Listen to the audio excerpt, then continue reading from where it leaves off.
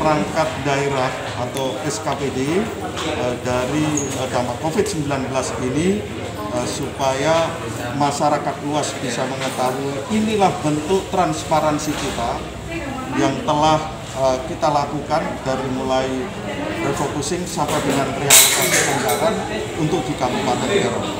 Perencanaan kami memang dari awal 50 miliar. Tapi dengan adanya juga kita suruh menghemat anggaran, jadi tinggal 32 dari kesehatan, dampak ekonomi, dan ada bantuan ke pemerintah lainnya yang ini nanti kami godok terus menerus. Tentunya pedoman kami adalah peraturan perundang-undangan serta regulasi yang berlaku. Pelayanan saya kepada masyarakat sebagai Bupati Kabupaten Kerom, yaitu dari social safety net yang baru saja kita selesaikan untuk pembagian bahan makanan tanggal 25 Juni 2020. Kami serahkan bahan makanan dari pemerintah daerah Kabupaten Kerom untuk 19.250 keluarga di Kabupaten Kerom dengan resmi saya serahkan.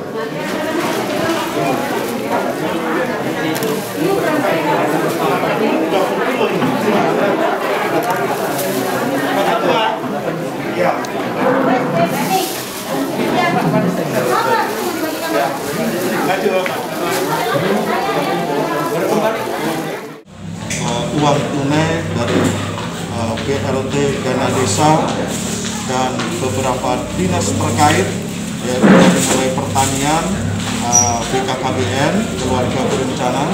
Melalui pemerintah daerah memberikan sumbangan berupa sembako bagi kader pembina keluarga berencana desa 416 untuk Kabupaten Kerom.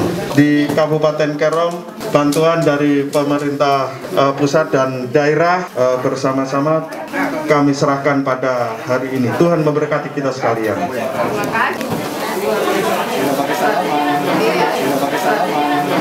Serta Keperindak, koperasi, memberikan bantuan kepada UMKM, IKM, para kader. Dan harapan kita sesuai dengan instruksi Menteri Nomor 1 Tahun 2020 bahwa pembagian kepada ada 3 kesehatan, bansos dan juga dampak ekonomi. Dalam instruksi itu disampaikan bahwa perlu pemerintah daerah memperhatikan kepada pelaku bisnis atau UMKM dan IKM yang terdampak daripada COVID-19 sehingga mereka bisa boleh berjalan dengan baik, walaupun mungkin bantuan tidak seberapa tapi minimal mereka masih bisa bergerak dan bisa berjalan. Bantuan untuk UMKM dan IKM dari pemerintah daerah Kabupaten Kerom bagi pihak penerima. Semoga Tuhan memberkati kita sekalian, dan secara resmi saya serahkan bagi 3.995 untuk Kabupaten Kerom. Semoga Tuhan memberkati kita sekalian. Terima kasih. Serta masih banyak lagi sebenarnya dari dinas terkait yang kami akan salurkan ke pihak penerima di Kabupaten Kerom. Dinas sosial yang begitu tidak henti-hentinya dan tidak mengenal lelah untuk memberikan bantuan dari mulai kampung yang tersulit jangkauannya sampai dengan saat ini sudah 70% dan sisanya akan kami penuhi di bulan ini. Melaksanakan realokasi dan refocusing yang anggarannya telah disepakati bersama dengan DPRD. Oleh karenanya seluruh dinas kita harapkan yang telah memiliki amanat tanggung jawab terhadap fungsi dalam rangka penanganan COVID-19 dan juga kita juga ingin memastikan bahwa pemerintah kampung melalui 2 tahap yang telah dicairkan dari dana desa teralokasi dan terdistribusi kepada titik sasaran masyarakat. Dan bersyukur kita bahwa beberapa kampung telah proaktif dari 2 tahap yang dicairkan. Ini mudah-mudahan tahap ketiga ini bisa segera sehingga kita menuju pada tahap recovery tambahan 3 bulan tambahan atas penanganan COVID-19. Baik pengawasan lapangan, pengawasan administratif, dokumen dari penyediaan sampai dengan proses distribusi.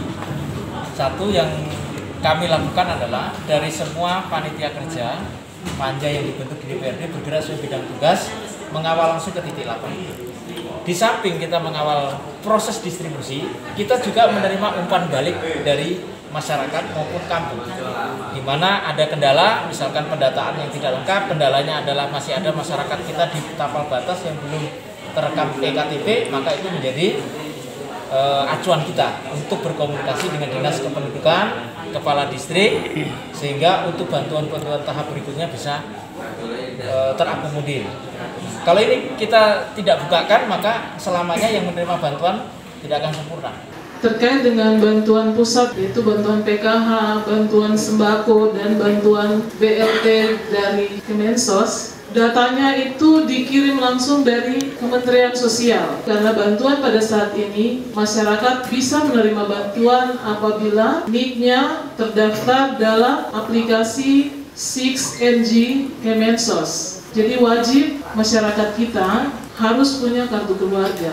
Kalau sudah punya kartu keluarga, kepala kampung harus berkoordinasi dengan dinas sosial agar kita bisa menginput ke dalam aplikasi kita. Selama Bapak Ibu nama dan NIK-nya tidak tercantum dalam aplikasi SIX, tidak akan pernah mendapatkan atau mengakses bantuan-bantuan lewat Kementerian Sosial.